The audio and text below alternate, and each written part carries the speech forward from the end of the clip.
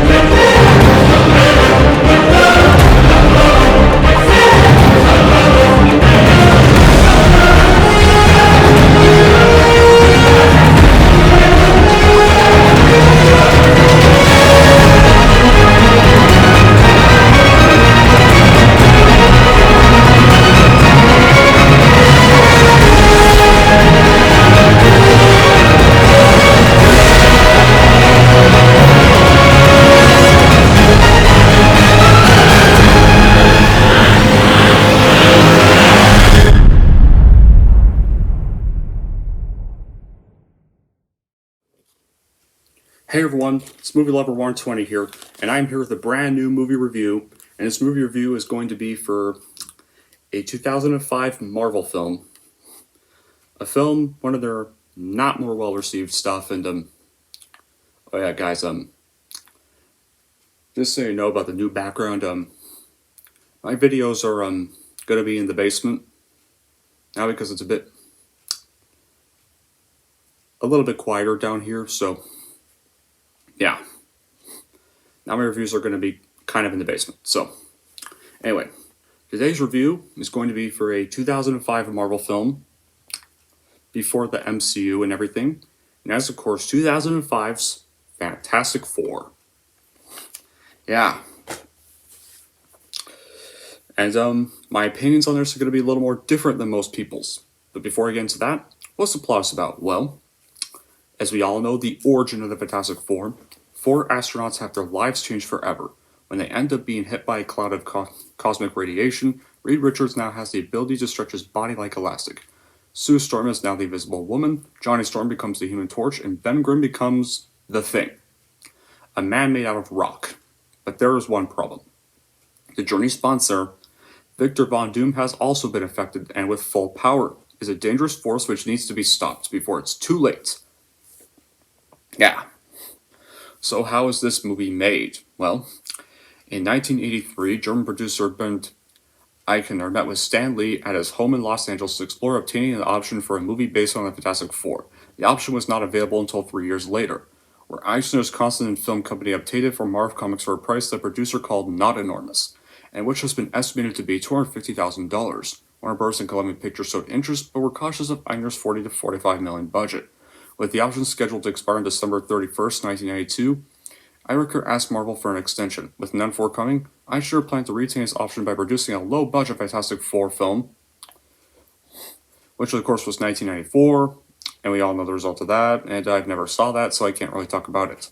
Reasoning, he said in 2005 that they never said that he had to make a big movie. In 1992, he approached B-movie specialist Roger Corman on the idea of producing the film on a $5 million budget in order to keep the rights, which he eventually decided to bring down to $1 million. Then in 1994, the adaptation has trailer released to theaters, and the cast and director went on a promotional tour, and the film was not officially released. And it was accused of being an ashcan copy, meaning it was only made to keep the license. And Lee and Eichner stated that the actors had no idea of the situation, instead believing they were creating a proper release. Marvel Comics paid in exchange for the film's negative, so 20th Century Fox could go ahead with the big budget adaptation, as well as a possible spin-off film starring the Silver Surfer for summer 1998. So after all those years, an actually proper one was now in production, and they signed on Tim Story to direct it in April 2004, after Fox was impressed with this early cut of Taxi, and that Story is a fan of the comics. Simon Kinberg wrote uncredited drafts of the script, and after seeing The Incredibles, Eichner was ordered to make significant script changes and add more special effects because of similarities. So eventually, after the movie was filmed, Fantastic Four was released in the United States on July 8th, 2005 into theaters, and it was, well, negatively received by critics and some fans. But it was a commercial success. It made over $333 million worldwide on a $100 million budget. Now, I know a lot of people hate this movie, but I'm gonna say this. I actually kind of enjoy this movie. I first saw it when I was about 7 years old, and I've loved it ever since. It's been kind of a guilty pleasure of mine, that I am gonna admit. So yeah, I don't hate this movie, and I actually love both this and the sequel. But the 2015 reboot, yeah, the 2015 bullshit can fuck itself. What we have to understand is that the film is the origin story, so the characters are all relatively young here. Rita and Ben are probably only about 30 years old at this time, or slightly older. Sue is in her mid 20s, and Johnny is in his early 20s. Needless to say, don't expect to see a depiction of Fantastic Four from issue number 55. I mean, 555. Some have also complained that the Thing is missing his notable rocky eyebrow, but once again, the story takes place when they first get their powers, and plus, the Thing still has his rocky design, so at least they could be grateful for that. Those of us who know our Fantastic Four history know very well that he had no defining eyebrow back then, only as he mutated over time did the eyebrow appear. And what has also always separated the Fantastic Four from other comic heroes is that they're a family, and all the character hallmarks of this family are wonderfully depicted in the film. Like Johnny and Ben always fighting, and Hothead's likable show-offness and arrogance, and Reed's great intellect yet total lack of common sense social skills, and the Thing's grumbling struggle over being a monster and outcast. Reed's obsessive attempts to give the Thing back his humanity, as well as his attempts to restrain Ben when he has an understandable temper tantrum, and Sue and Johnny's sister slash brother bickering, etc. because well, they're siblings. They both have the last name. Some even criticize the material isn't serious enough, and maybe the creators did go a little overboard here and there with a bit of zaniness, but the overall tone is still serious, make no mistake. While there is a lot of humor, which is an essential part of life, this is not a campy joke fest like most people think. People must understand that the Fantastic Four are a colorful, fun group of superheroes. They're not dark like Daredevil or Batman, hence the movie is fun, colorful, and brisk film, yet it remains essentially serious. Fantastic Four is not really the cream of the old-style superhero movie. It has all the campiness of the rhymy Spider-Man without as penetrating a sense of character. But then again, that's no big issue. I was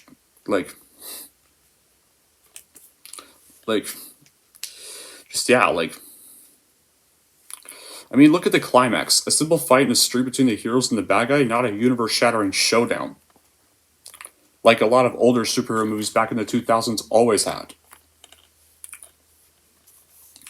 And story-wise, the script is not too tight, but the characters are a lot of fun, played with great larger-than-life energy by the cast. The effects have aged a bit, but the datedness retroactively adds to the film's goofy charms. It's not to be taken seriously at all, and that's part of why I enjoyed it so much.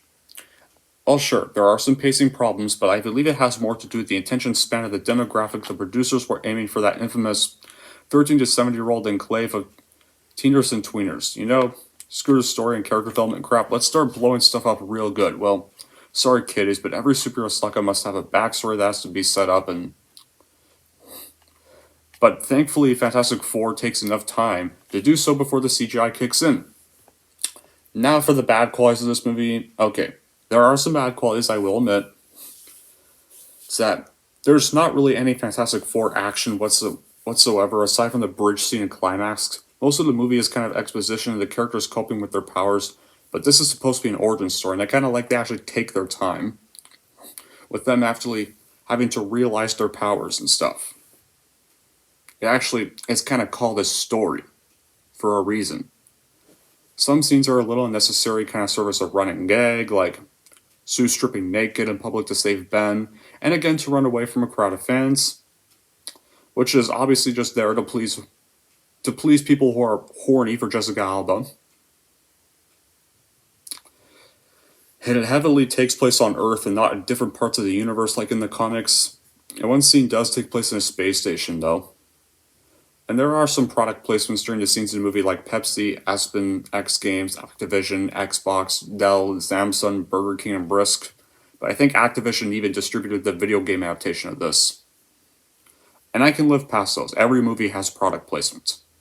And finally, some scenes were affected by reshoots, and the producers saw The Incredibles, such as where Doom kills Ned Cecil by shooting a bolt to his chest rather than electrocuting him with a puddle of water. However, those are the bad qualities. Back onto the good qualities. The good qualities are easily that the grassroots source material is good, especially compared to the 2015 bullshit, and the fact that Tim Story is actually a fan of the comics. It kept the lighthearted tone that the franchise was known for. And for performances, Michael Chiklis as Ben Grimm / The Thing is a great casting choice, and is making a costume and voice look impressive as well, and he actually sounds like the Thing. And much like Story, Chiklis is a big fan of the comics, and his performance got a seal of approval from Stan Lee. I don't think anybody else will ever play Ben Grimm better than Michael Chiklis did.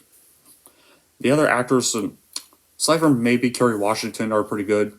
And a lot of people think Johnny Storm is annoying in this duology because he acts too mature and goofy and ignores the team, but me personally, I like they make him rebellious and stuff. They like that he disobeys his teammates.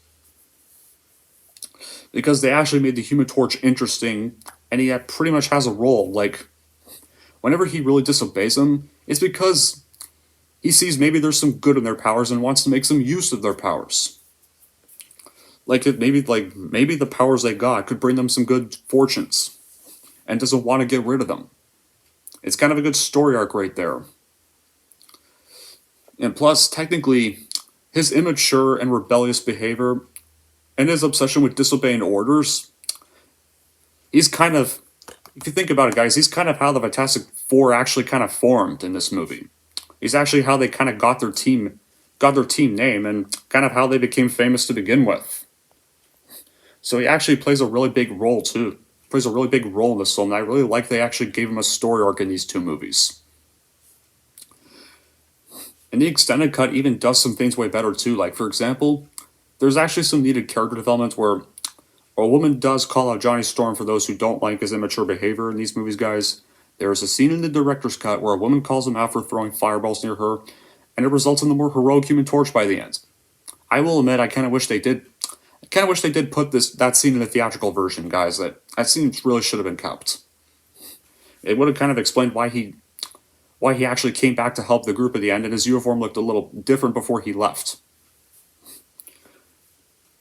There's also a well-animated opening credits scene that is reminiscent of the first Sam Raimi Spider-Man film, and I think backstory romance with Alicia are elaborated on with more screen time in the director's cut as well, and some clever Easter eggs featuring Wolverine and Herbie. And Doctor Doom is more active in taking down the Fantastic Four.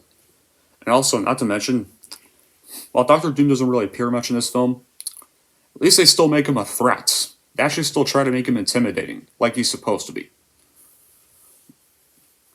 Those reasons alone are kind of the reason why I wish the extended cut was the theatrical cut, but oh well, it is what it is. I mean, they're still the same movie. And I still kind of enjoy it. But it's kind of weird how this has a 28% on Rotten Tomatoes. It's somehow overrated garbage like Captain Marvel or Aquaman or... what else can I think of? Overrated garbage superhero movies like those two have... Captain Marvel has a 70% on Rotten Tomatoes. Aquaman has a 65% on Rotten Tomatoes. Yeah, this one, has a 28% on Rotten Tomatoes, while Rise of the Silver Surfer has a 37% on Rotten Tomatoes. It's gonna sound weird saying this, but I think these two movies are way better than either of those two overrated crap fests. So in the end, Fantastic Four is no masterpiece by any means, but it's still a blast to watch from start to finish, for my opinion. And here would have to be my recommendation, depending on your opinions. So if you want to see what Marvel was like back in the early 2000s and want to see somewhat of an origin story the team throw onto the big screen, or want recovery from the 1994 film if you saw it, then give this movie a chance, but I would stream it since it's not a masterpiece by any means. Anyway, that's it for my review of Fantastic Four, and I'm going to give Fantastic Four a 7 out of 10. There we go. That covers up the first Fantastic Four movie. Now, of course, I need to rewatch Rise of the Silver Surfer, and I'm going to need to watch the 2015 movie next. But at least I have to do Rise of the Silver Surfer first. That one I cannot wait to do. Excuse me, but until then, guys, that'll be it for this review. Thank you all for watching, and if you like this and want to see more, then don't forget to like, subscribe to Movie Lover 120.